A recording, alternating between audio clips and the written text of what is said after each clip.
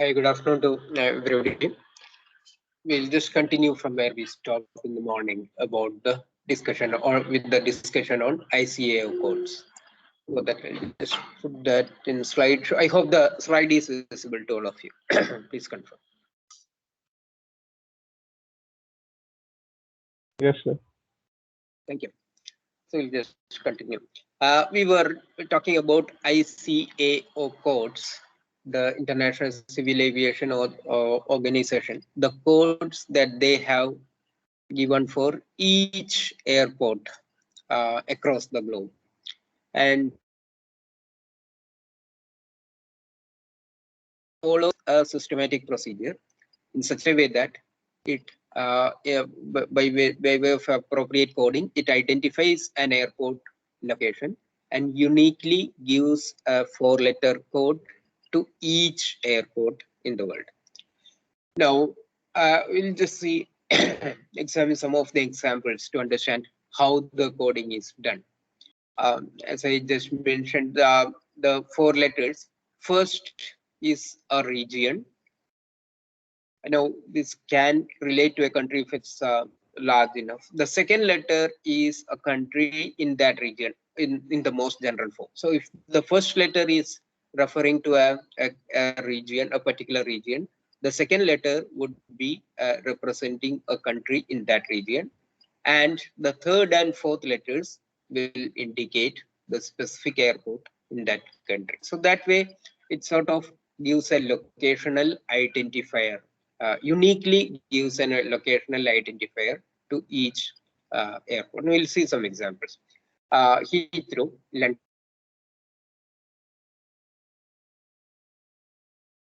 inside this airports. I mean, it's not that I've traveled a lot, but from the travel experience that I had for several years, Heathrow is one which I somehow liked the most of all airports in the US, UK, and US, Europe in general, and also to some extent in Asia, like Singapore, etc. So Heathrow has this ICAO code of EGLL. Please note that, right? EGLL. Let's understand what each of these letters mean. E refers to region in Northern Europe. Note that it's not just for UK, for countries that they have geographically ascribes to that particular region. So Northern region in Europe, E, and then G relates to UK. Apparently, they have taken as for the first letter from Great Britain. So EG. So E and G combinedly denotes UK. That is E for Europe, that particular region of the Europe. G for Britain, and then the next two letters LL stands for that particular airport, Heathrow. So EGLL is the unique identifier for ICAO identifier for Heathrow. Now London has another airport also, which is not as busy as Heathrow, as not as big, not as attractive also. So just one once I guess by that airport, which is in Gatwick. I guess it's about 30 kilometers away from Heathrow, if I remember correctly. Anyway, the Gatwick airport has this identifier EGKK. So now let's understand that again. Again, E and G obviously have to be common because it's in Northern Europe, it's in the same country, same city. So sorry, yeah, it's in the same country. So E and G, same region, same country, EG. So EG are common. Now in the same city, you have two different airports. So second letters are unique for that particular airport. So KK identifies Gatwick. So EGKK for Gatwick and EGLL for Heathrow. Heathrow.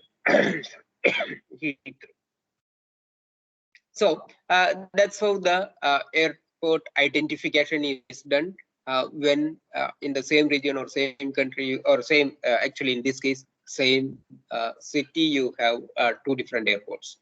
Now let's look at some of our familiar examples for us in India. The regional code that is given for India is V. So all Indian airports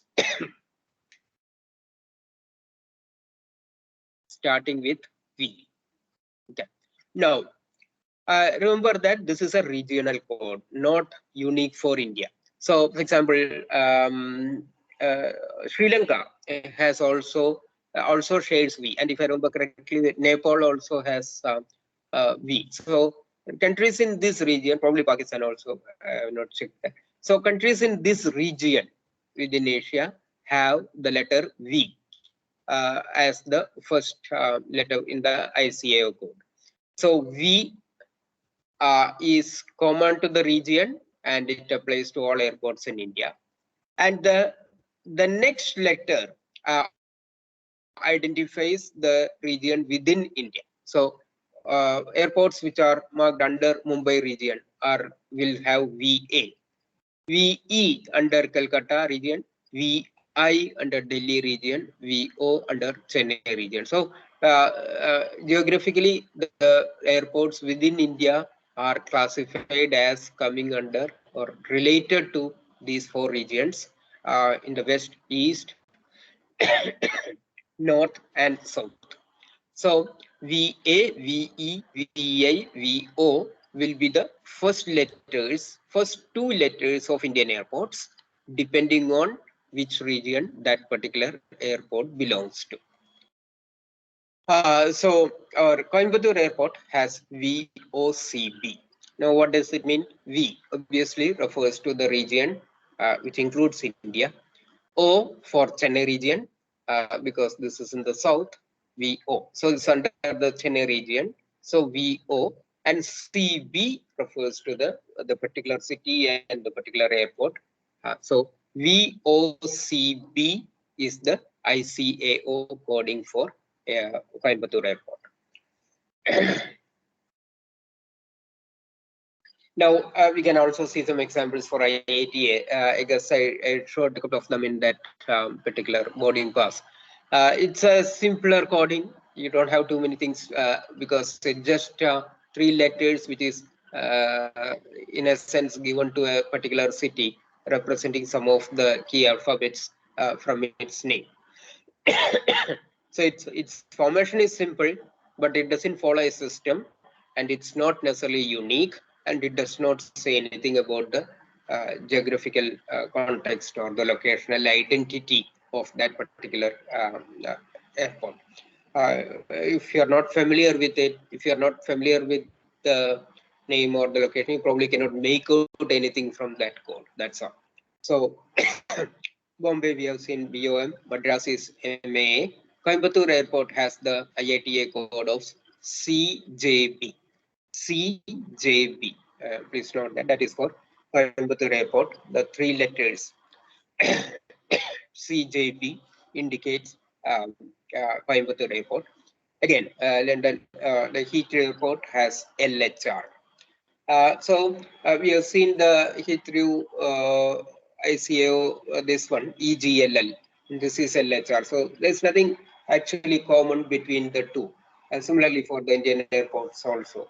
IATA and ICAO are sort of independent coding system for the for most of the airports.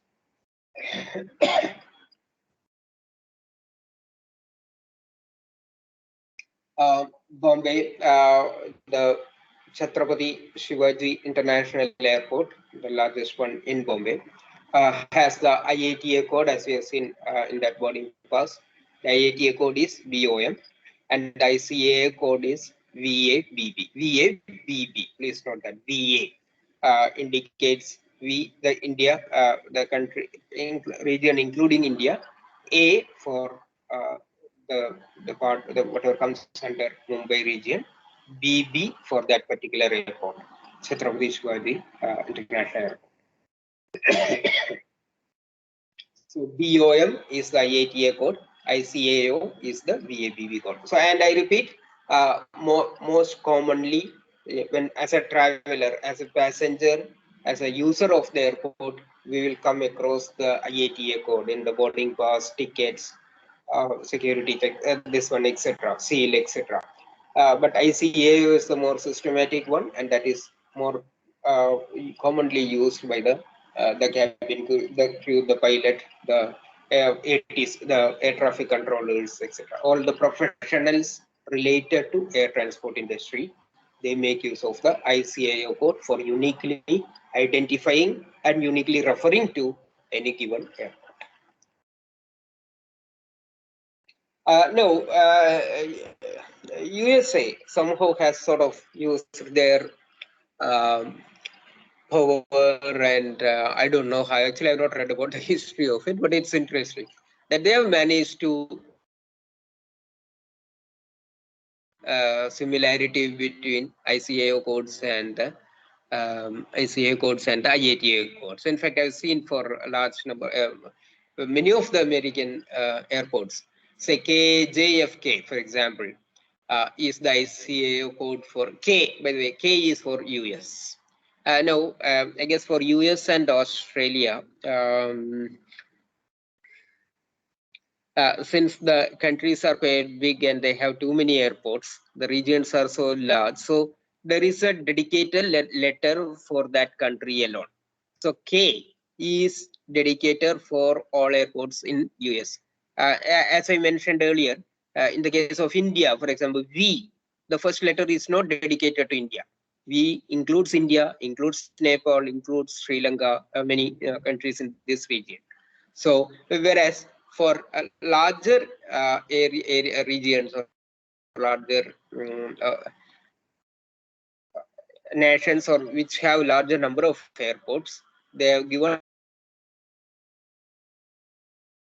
to that nation alone because they are in order to combine all their airports in that. So K, US and Australia are the two examples that comes readily to my mind, which has independent letter for the country. So K is for the for US. So all airports in US, their ICAO code starts with K. KJFK is the international airport in New York, John F. Kennedy Airport, a very famous one, a big one also. So KJFK is is the ICAO code for the John F. Kennedy International Airport. And interestingly, the IATA code for JFK is JFK itself. Of this airport is JFK itself. And this is the smartness that I mentioned. Somehow US used his US used their powers, or I don't know how they managed it, but they have, say for example, the IATA code for this particular airport is JFK and ICAO code is KJFK. So quite easy to relate, quite easy to remember. K, the country code is just added to IATA. Now, this probably does not apply to all airports in the US, but many of them or most of them have this system. That is, you just add K to the IATA code and you get the ICAO code. Another example is KBOS, the Logan Boston Airport, the Logan International Airport in Boston. I included this also because I said Heathrow is one which I like the most. Boston Airport is one which I have used the most. Each time I used to go to the, yes, I used to land in this particular airport and depart from there. So KBOS is the Boston Logan International Airport, and nothing great about that airport actually. It's a fairly big one, that's all. And the IACAO code is KBOS. Not that, K for US and BOS for that particular airport, Boston Airport. And again, the IATA code for Boston is Logan Airport is BOS. Boston has another smaller airport also. I'm not sure about the codes for that. So this is Logan International Airport in Boston, which has this coding KBOS ICAO code, and IATA code is BOS.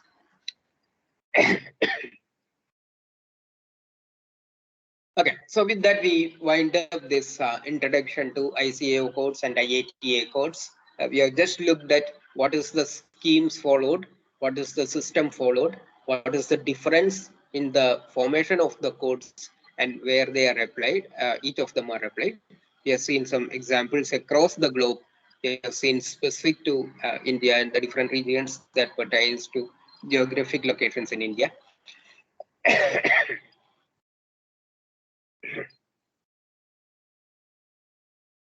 And that is sufficient for the present discussion. So now we will move on to identity. So these are all, whatever we have discussed so far are the background information related to aviation industry and the operation of airports. Now we will step into the next topic, which will be directly talking about the different areas, different components of an airport and how they are characterized and what are the different configurations of airport layout and where they are preferable, etc. So that's the next part. Moving on to identifying the components and the parts or the areas related to an airport. I'll start with that tomorrow in the next session, tomorrow morning. For now, I'll stop my lecture. If you have any questions, you can please ask. Otherwise, we'll continue with the presentations, teams 2 and as 3 and 4. First, if any questions or comments on the ICAO codes and IATA codes.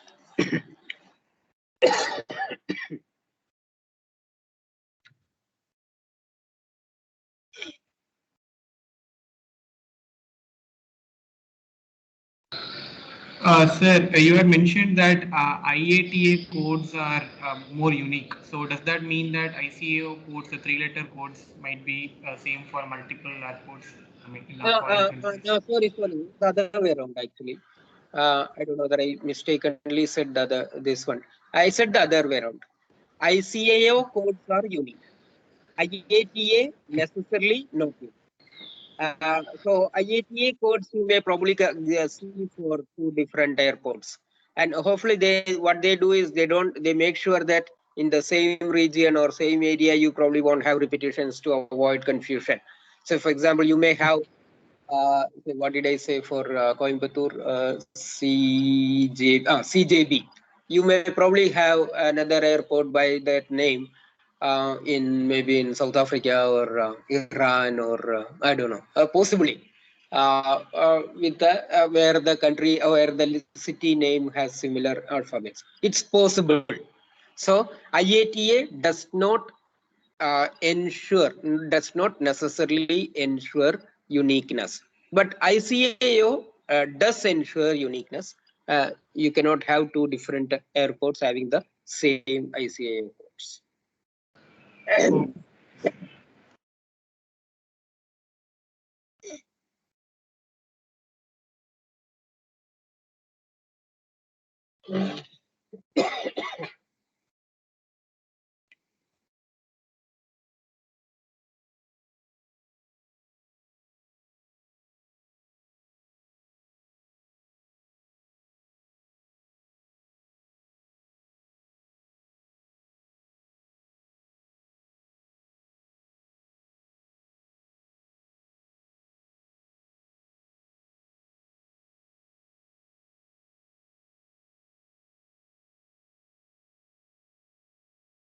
Oh, If no other questions, we'll move on to the team presentation. So team 3 may please share the presentation and start.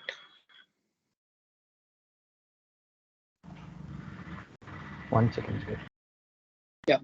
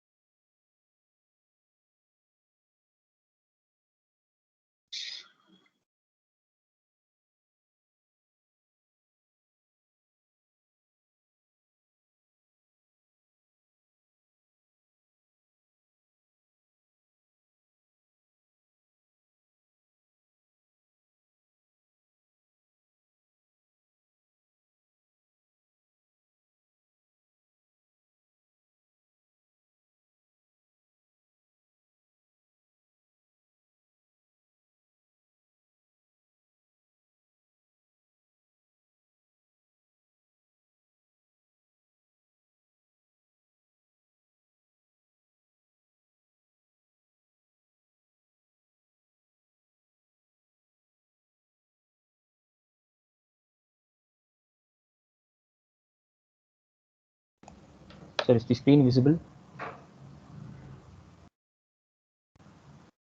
Yeah, it's visible. Yeah. Okay, so good afternoon to everyone. This is group 3 and we are going to present about the possible solutions to the pandemic situation that has been affecting the aviation industry for the past 2 years.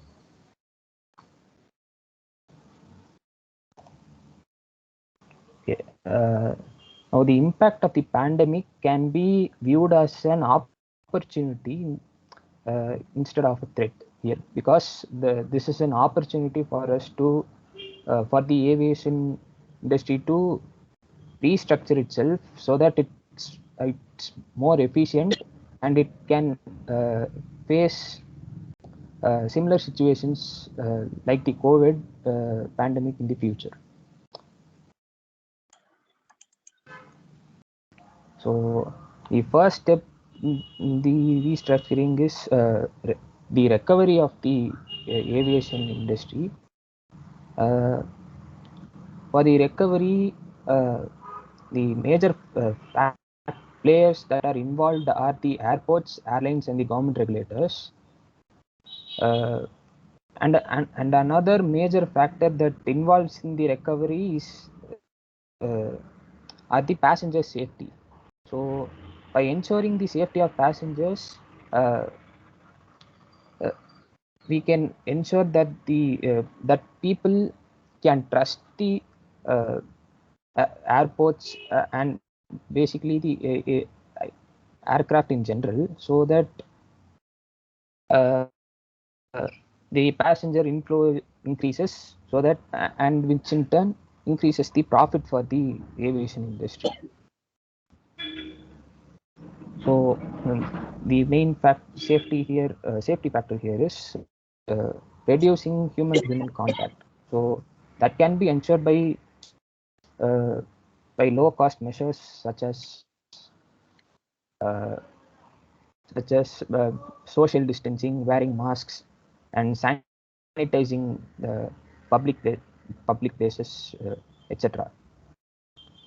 So, including that, the other technology-based solutions for contactless travel are to introduce biometrics in the system, so that there is no there is no contact between people, and health monitoring at various places in the airports can ensure that uh, can reduce the risk of infected people traveling in the airplanes. Also, by introducing technologies like these, lines of people congregating at a particular checkpoint is reduced.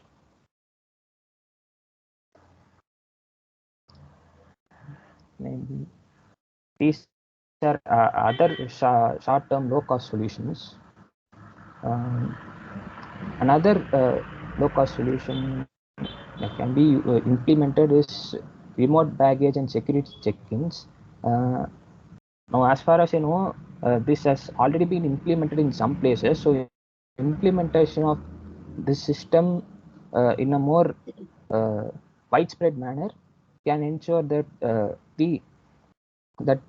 more people can come in without worrying about the safety of the airports.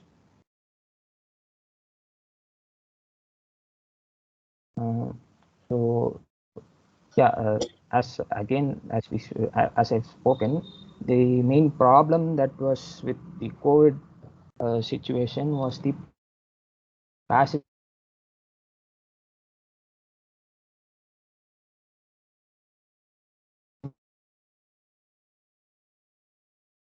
index decrease. Not going to come in.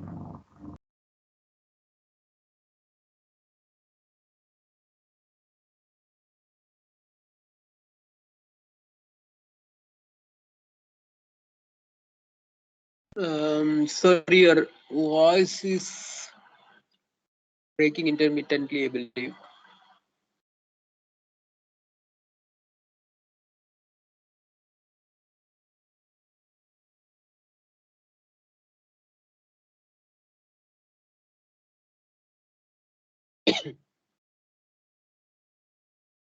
Can others hear? I have a problem hearing. I have a problem hearing. Yes, sir. I think he has some network connection. Yeah. Somebody else can continue. So if you have the presentation, can probably from the same group. If you have access, you can probably continue with the presentation.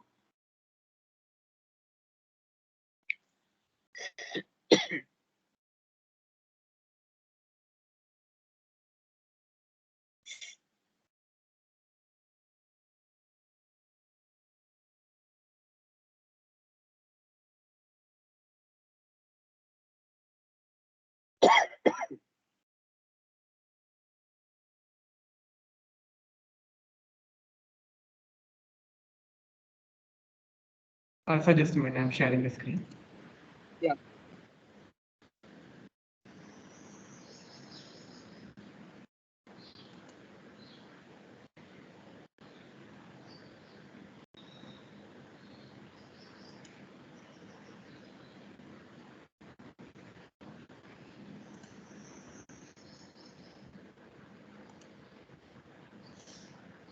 Sir, is that visible, sir? It's visible.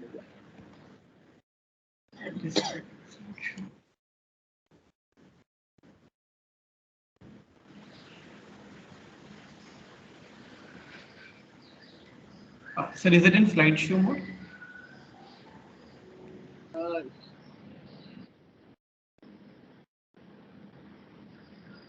It's not visible I yet. have put it in slideshow mode. No, yeah, no, it's fine. Yeah, carry on. Okay. So the major problem owing to post COVID-19, which has affected the aviation industry, is the passenger influx decrease. So the number of passengers opting to choose the air travel has decreased significantly. That is one of the major problems that aircraft industry has to fight for. And the possible solutions for that could be subsidize the ticket prices for leisurely travelers. So if you enable the ticket prices to be subsidized, and if you sell the tickets at sustainable prices that which can afford which is affordable for people and which can attract more leisurely travelers, then the economy which was lost during the pandemic time could be restored significantly to some extent, and uh, and to allow fewer business class travelers, so that the price hike can be made and again the economy can be restored. So these are the solutions which can help to restore the lost economic condition of the aviation industry. And another opportunity for the recovery can be seen as the demand for freight carriers. This is due to the e-commerce boom during the pandemic. So freight carriers can be slowly brought back by airlines which relinquished their freight services pre-COVID-19 due to inadequate demand. They can be brought back again, and the aviation industry can be restored.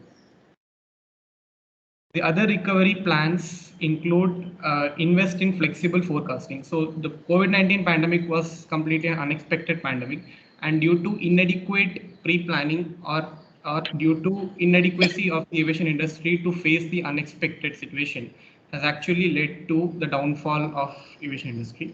So if they build a flexible and a proper planned business planning model, which is integrated with operations, it can actually enable the management to pass through this situation smoothly and without affecting them adversely. And another recovery plan would be to review the capital structure. So they should revisit their operating model, and they should focus more on other management activities like catering, training, and selling different like foods, beverages, and things inside the aircraft, and to attract more leisurely travelers, so that their capital structure could be revoked again, and this can help them to generate income for their financial liabilities. So as of now, after the due to the impact of COVID-19 on the aviation industry, the financial liabilities have increased. So they can be restored, or they can be the income can be generated through such different management activities inside the airport. Another thing is to create a smarter network strategy. So all the airports have to be linked, and they should share a common network among them, so that it would be easier the people, for the passengers to follow. As we have seen in the subsequent slides, sorry, the previous slides, that we can have some technological based solutions for the air travel. So to have remote health conditioning checkup and all. So in order to make this possible at all the airports, they should be connected through some proper network. And this would be a challenge to the aviation industry, although the steps have been started, but they're still lagging behind. So if these things, if they take care of, then the aviation industry could be recovered very soon. Thank you. Okay, good thoughts.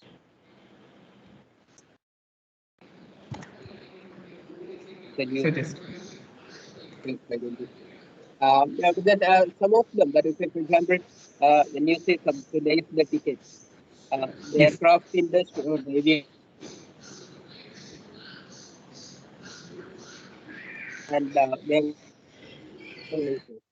and they probably cannot cut down the salary cost of their staff. Yes. So, though, as you said, if you cut cost, you can attract more passengers. That remain. Yes, sir. Will strike a balance between the loss of profit and the increased demand. That's probably it doesn't look to be a very straightforward solution anyway.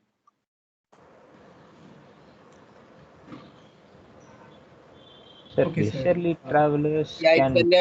it's post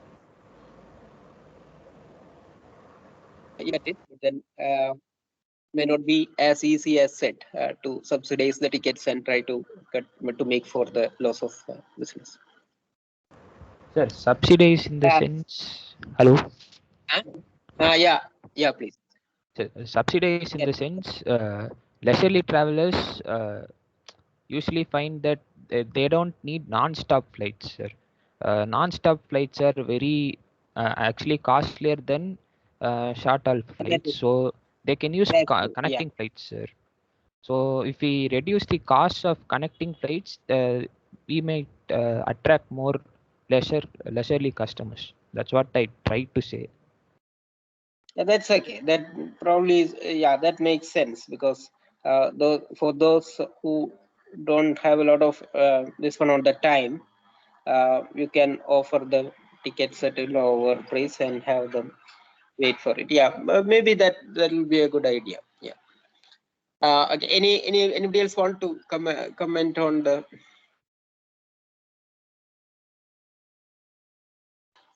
presentation on the ideas that they proposed?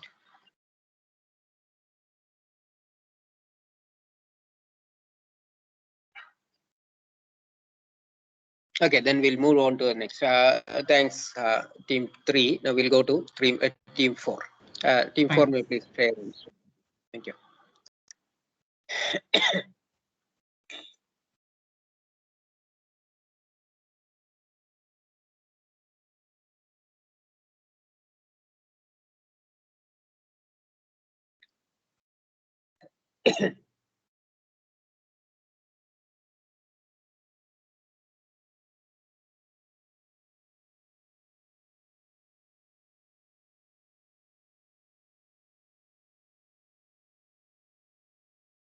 Sir, is the slide visible?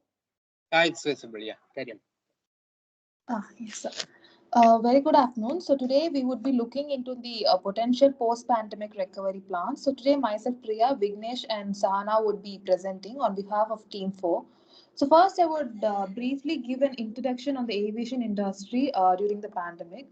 So it is difficult to imagine a world without flying. So that's precisely what happened during March 2020 when the aviation industry was sent into a tailspin following the outbreak of COVID-19 as airports, airspaces, and borders were shut down and most fleets were grounded. So the industry has been among the worst hit by the pandemic, with many airlines forced to suspend or close operations during that time. So disrupting supply chains globally and claiming millions of jobs.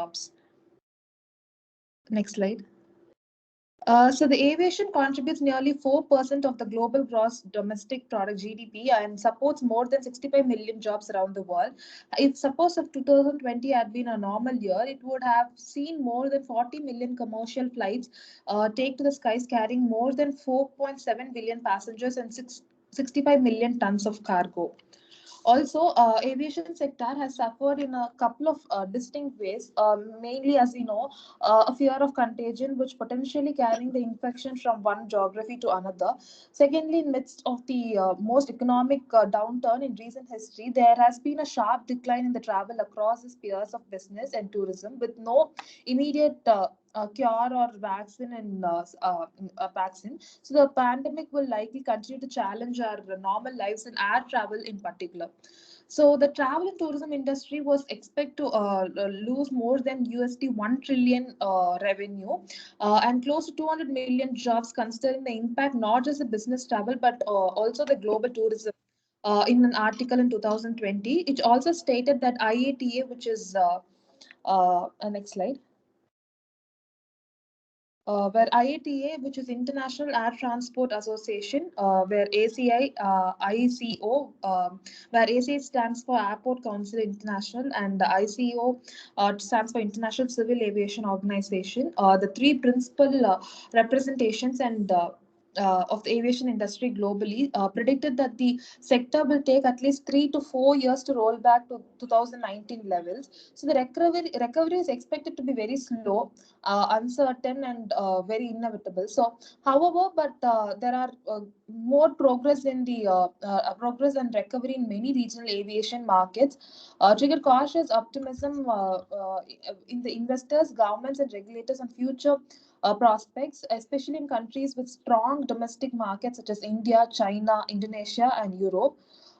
So mainly, if we consider India in particular, India has done well in bringing back the flyers on domestic routes, while international passenger services continue to be in restricted operated under travel bubbles through bilateral agreements with partner countries. So the air cargo market has continued to grow steadily increasing the demand for food essentials and medical aid. So the fall in passenger demand has also prompted many carriers to retrofit aircraft to carry the cargo across the borders in order to have cash flows. So the recovery plans and others will be taken over by Sahana.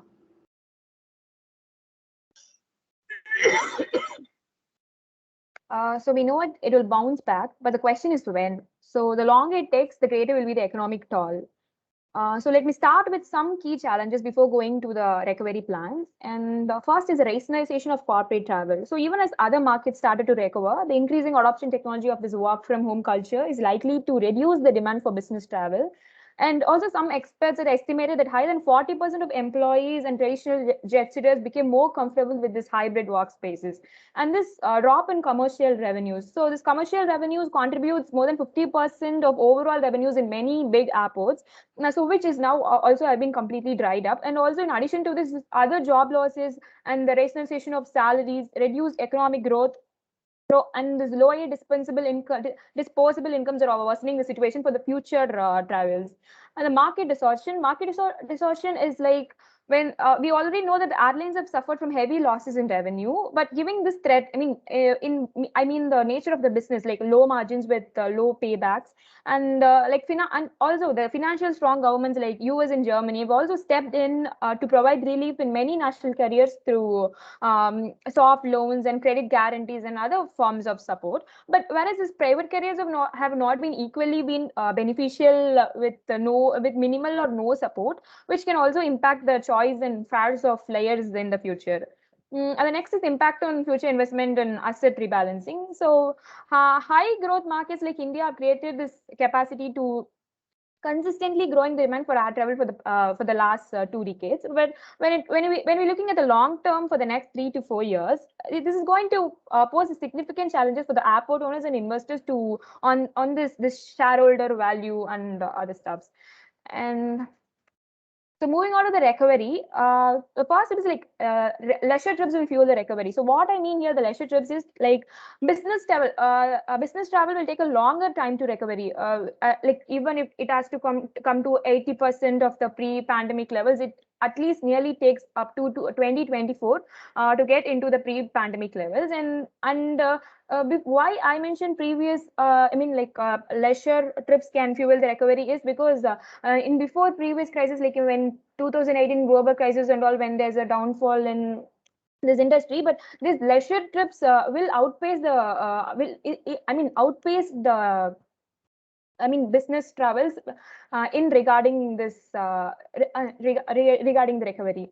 And the next is transforming the operating model. So here comes the digitalization. So why I mean, so because for example, touchless check-ins and RFID bag tags and contactless and paperless immigrations will release more commercial spaces. And these airlines will also need to be very flexible in cancellation and flight charges, because as the pandemic progresses, we can't correctly accurate we can't have any accurate life what we are going through now. And the important thing is we have to make the technology work for us right now, investing on the right tools which can improve the operating efficiency and to increase the customer experience. And the next is, as Sanjeev also already mentioned about this biometric identity management, I just like to add few points in that. This solution was offered by Collins Aerospace, and this is not yet implemented in India yet, but it has also been implemented in other busiest airports like John F. Kennedy Airport and in Japan and other locations. And this is like self-pass relays. It's a facial, as the biometric, we all know that it's a self-pass relays, and we need not to facial scans that are quickly matched to the passport facial images that are in the identity databases. So this means there's no interact with the airport or airline agents or transferring paper tickets or boarding passes and other stuff. And this can also add another layer of protection for passengers, that is in health screening also. And we can also have this mobile app where we can find this hot crowded spots, and we can also avoid, and the app will provide an other alternate routes, which is also a very good solution to avoid this to work for contactless travel. And the refocus and cost line is basically redesigning. Here I mentioned of solar powered airports and electric busing and green buildings, and which can significantly save in operating costs and could be the best performing airport. Because why I mentioned a green building and sustainability here is in this COVID situation, because this is a good news, because the development of the sustainable aviation fuels and the use of hydrogen and all other steps has not stopped in working due to the pandemic. It has been working towards it. So we are working around the clock. People are working around the clock for this also, so which didn't get interrupted. And next is collaborate. So collaborate is this collaboration is between the airlines and airports here, because they both have been often advisories in commercial ecosystem, but they have to gain a lot from each other in a demand constrained and in price sensitive market. And sharing data will be the key to maximize the value, which will also, on other hand, will provide more value for the passengers and the airport users. And I'd like to hand over to Vignesh to add on other recovery plans. Hello, can you hear me? Yes, carry on. So moving on to a few other recovery plans. One is soaring ticket prices. Now, this is actually very obvious because a lot of airlines have adopted this strategy, that is increasing the current ticket prices for travel. And this is because already, since all the airlines have been hit hard, and now that passenger travel has been restricted to a very great extent, one good way that they are adopting is increasing the ticket prices so that they can get some sort of revenue out of it. Now, again, this has catch here. That is, if they increase it to a very large amount, then the passengers would not choose to fly. So the increase that they, or rather the hike that they create to these ticket prices, have to be made sure that they would be optimal so that passengers can also travel, and at the same time there can be at least some sort of considerable revenue that the airliners can generate. The next is due to the COVID, there has been a lot of cases where airlines have ran into debts, and some have literally closed. And there are few cases, few small airlines would have definitely closed because of the debts. Now, the current scenario states that in order to recover to a pre-pandemic situation, it would take at least up to 2025 minimum. And so there is a 10-year window that studies have proposed for the airlines to pick up and go back to the pre-pandemic situation. The next is grounding of flights. So because a lot of flights have been grounded and passenger travel has been restricted, one major way that the airlines have identified is air freighters. Now, since passenger travel has been restricted, there's a lot of scope for generating revenue through cargo planes, because there is continuous demand for cargo supply, and that even though it could have reduced, it's not going to stop. So one way of dealing with this is converting existing passenger planes into cargo planes so that transportation can still be there. And the second is calling in a lot more freighter aircraft so that they can generate the maximum amount of revenue possible. Next slide, please.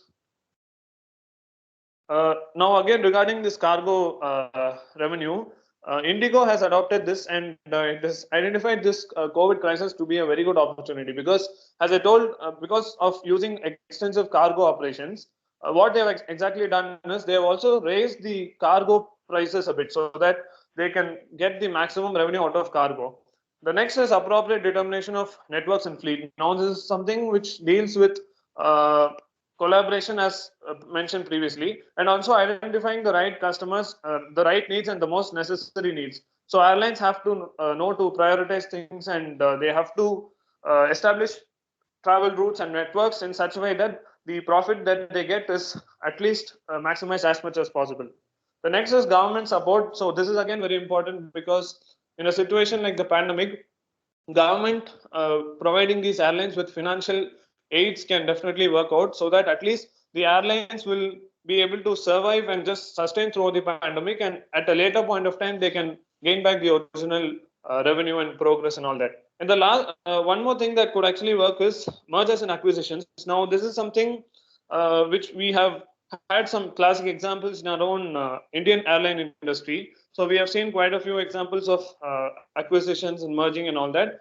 So even the latest deal of Tata to take over Air India is also one of these. Now, merging and acquisition can actually help to a great extent, because one is the airliner, which I mean the owner, who's the seller, will also get some amount of money, because when he or she wants to sell it, he would definitely be in need of money. So when they sell, they can get some money and get some temporary relief. And the buyer can also, even though he invests in the current scenario, he would benefit at a long time, where he or she can, the airline itself can extend its operations and then see a lot of progress and profit in the years to come. Next slide.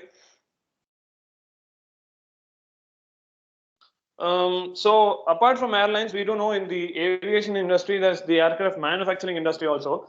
So because of the airlines getting hit badly, the aircraft manufacturing sector also has been hit very badly. So right from leading players like Boeing or Airbus, or their contractors like even Rolls-Royce, which has to manufacture engines to these, they've got a lot affected because of the restriction in travel and the pandemic situation.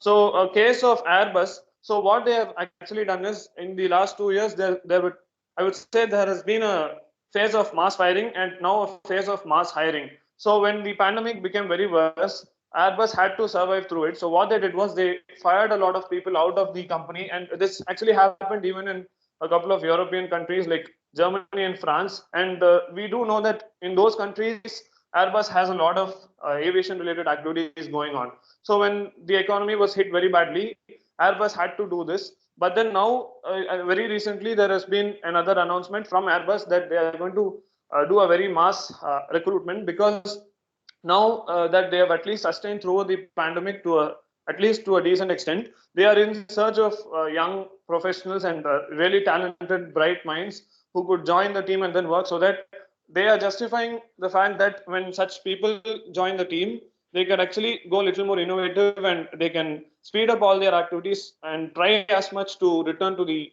pre-pandemic situation as fast as possible. And the last but not the least is airports. Now, because of airlines and the manufacturing industry, airports have also got affected a lot.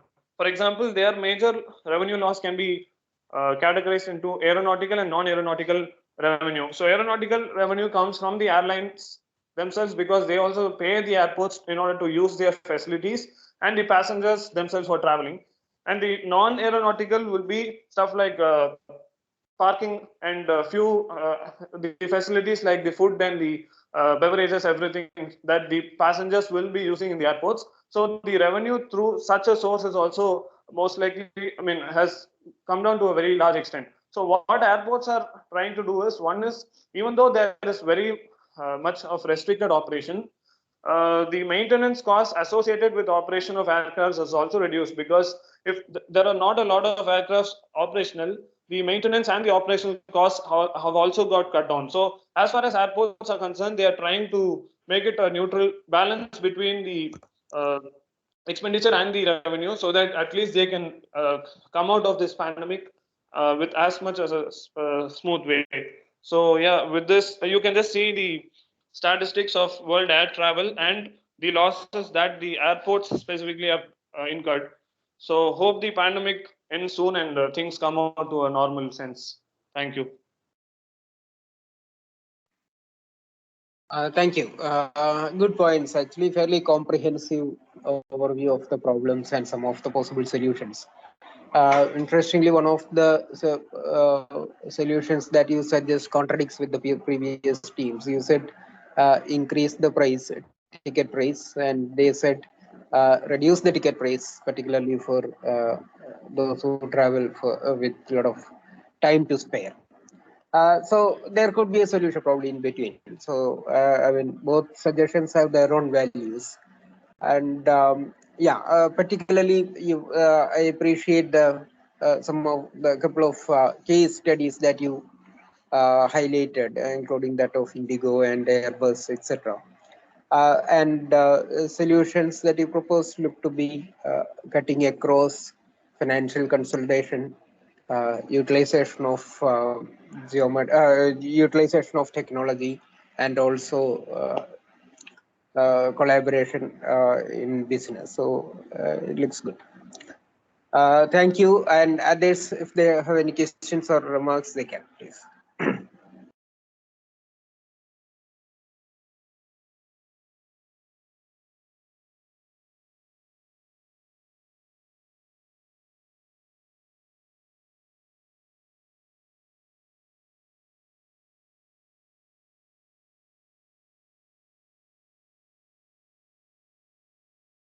Okay, so if no comments, we'll stop for the day. We'll meet tomorrow again.